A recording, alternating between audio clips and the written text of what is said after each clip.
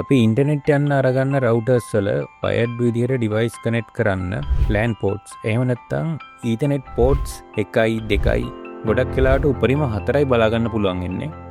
ඒක නිසා ගෙදර හරි ඔෆිස් එකේ හරි ගොඩක් devices වයර්ඩ් විදියට කනෙක්ට් කරන්න ඕන නම් network switch එකක් ඕන වෙනවා. එහෙනම් network switches ගැන මේ වීඩියෝ එකෙන් බලමු. නෙට්වර්ක් ස්විච් එකක් කියලා කියන්නේ කම්පියුටර්ස්, printers, smart TV වගේ නෙට්වර්ක් කේබල් එකක් කරහා කනෙක්ට් කරගන්න පුළුවන් devices එකම නෙට්වර්ක් එකකට කනෙක්ට් කරන්න පුළුවන් device එකක්. මේ විදිහට කනෙක්ට් කරගත්තාම ඒ කනෙක්ට් කරපු devices අතර සංනිවේදනය සහ දත්ත බෙදා ගැනීම කරන්න පුළුවන්. ඒ වගේම මේ නෙට්වර්ක් ස්විච් එකට router එකක් කනෙක්ට් කළොත් කනෙක්ට් කරලා තියෙන හැම device එකකටම ඉන්ටර්නෙට් පාවිච්චි කරන්නත් පුළුවන්. මේ විදිහට නෙට්වර්ක් කේබල්ස් සහ ස්විච් එකක් පාවිච්චි කරන එකේ වාසිය තමයි වයර්ලස් විදිහට කනෙක්ට් කරගන්නවට වඩා ගොඩක් හොඳ රිලයබල් ඒ වගේම ස්ටේබල් විදිහට ඩිවයිසස් කනෙක්ට් කරගන්න පුළුවන් වෙන එක. ඔයාලා සමහර විට ඉගෙනගෙන ඇති නෙට්වර්ක් හබ් කියලා දෙයක්ුත් ඇයි අපි මේ විදිහ හබ් එකක් පාවිච්චි කරනවා වෙනුවට නෙට්වර්ක් ස්විච් එකක් පාවිච්චි කරන්න ඕන කියලා බැලුවොත් මේ නෙට්වර්ක් හබ් එකකදී හැම ඩිවයිස් එකකටම data share වෙනවා. එහෙම නැත්නම් දත්ත යවනවා. එතකොට මේ නෙට්වර්ක් එක ගොඩක් බිසි සහ නොයිසි. ඒ වගේම නෙට්වර්ක් හබ්ස් මේ වෙනකොට ගොඩක් අවුට්ඩේටඩ් වෙලා තියෙන්නේ.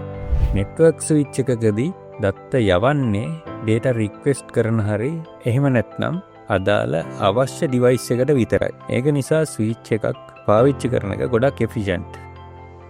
අපිට මේ නෙට්වර්ක් ස්විච් එකක් ගන්න කලින් අපේ අවශ්‍යතාවය අඳුර ගන්න ඕන.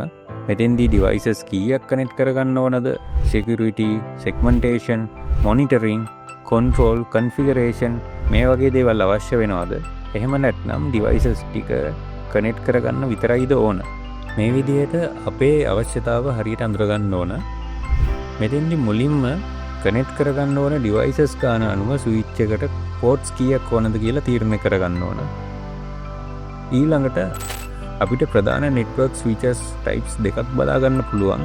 එකක් තමයි unmanaged, අනිත් එක managed විදියට. මේ දෙකෙන් අපිට ඕන එක සිලෙක්ට් කරගන්න ඕන. මුලින්ම අපි unmanaged switches ගැන බලමු. මේවා අපිට plug and play විදියට පාවිච්චි කරන්න පුළුවන්. ඒ කියන්නේ කිසිම configuration එකක් ඕන වෙන්නේ නැහැ. ඔයාගේ devices ටික network cables වලින් මේ switch එකට connect කරගන්න විතරයි තියෙන්නේ. ඊට අමතරව internet connection එක ලබා ගන්න ඕනි නම් router එකක් network cable එකක් පාවිච්චි කරලා මේ switch එකට connect කරන්න ඕන. ගෙදරකට පොඩි office එකකට වගේ ඉන්ටර්නෙට් ෂෙයා කරගන්න ඒ වගේම devices කීපයක් network එකට connect කරගන්න මේ switches වැදගත් වෙනවා. කලින් කිව්වා වගේ unmerged switches පාවිච්චි කරද්දී කිසිම configuration එකක් හරි දැනුමක් හරි අවශ්‍ය වෙන්නේ නැහැ. ඒ වගේම security controls, monitoring, traffic segmentation වගේ advanced features මේ switch වලට ලැබෙන්නේ නැහැ. ඒක නිසා මේ වගේ switch එකක් ගොඩක් අඩු මිලට ගන්න පුළුවන්. ඊළඟට බලමු managed switches ගැන. මේ switches වලදී network එක customize කරන්න සහ control කරන්න පුළුවන්. මෙතෙන්දී switch එක control කරන්න සහ manage කරන්න, network traffic monitor කරන්න වගේ ගොඩක් features ලැබෙනවා. managed switches පාවිච්චි කරන්න ඒ ගැන දැනුම තියෙන කෙනෙක් ඉන්න වෙනවා. ඒ වගේම මේ managed switches වලට කලින් කිව්වා වගේම ලැබෙන advanced features නිසා සාපේක්ෂව මේක මිලෙන් වැඩි.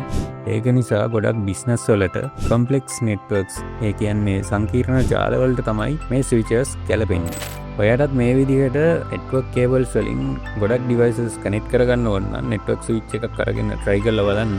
එහෙම නැත්නම් ඔයාලගේ දැනටමත් පරණ router එකක් තියෙනවා නම් ඒකිනුත් මේ වැඩේ කරගන්න පුළුවන්. ඔයාලට මේ පෙන්නන වීඩියෝ එකෙන් පරණ router එකක් කොහොමද access point එකක් විදිහට පාවිච්චි කරලා Wi-Fi network එක expand කරගන්නේ, ඊට අමතරව Ethernet ports කීපයක් network එකට add කරගන්නේ කොහොමද කියලා බලා ගන්න පුළුවන්. එහෙනම් තවත් වීඩියෝ එකකින් හම්බෙමු.